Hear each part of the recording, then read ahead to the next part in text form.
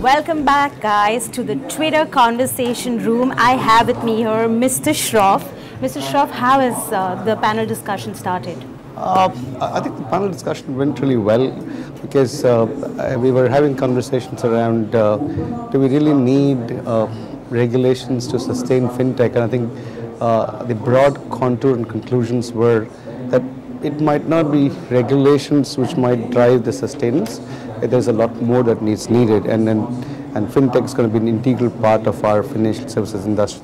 I think that's a good conclusion to be had.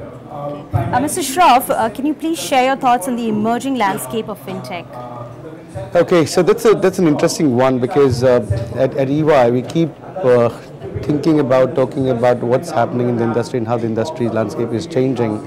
A few months ago at EY we started to look at a banking or a financial services value chain, and we started to map out fintech organizations that were playing a role in various parts of the industry.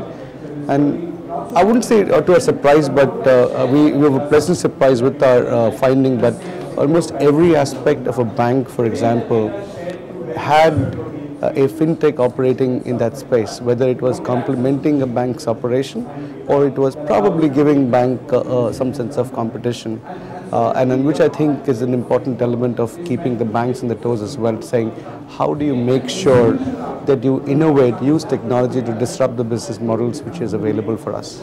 And sir, is fintech redefining the way regulators look at their job?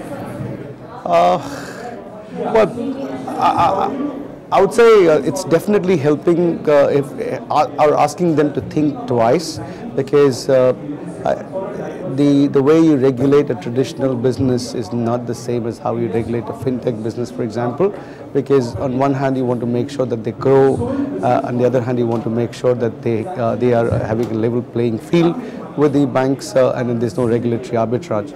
So definitely it is required, or it forces regulators to think differently.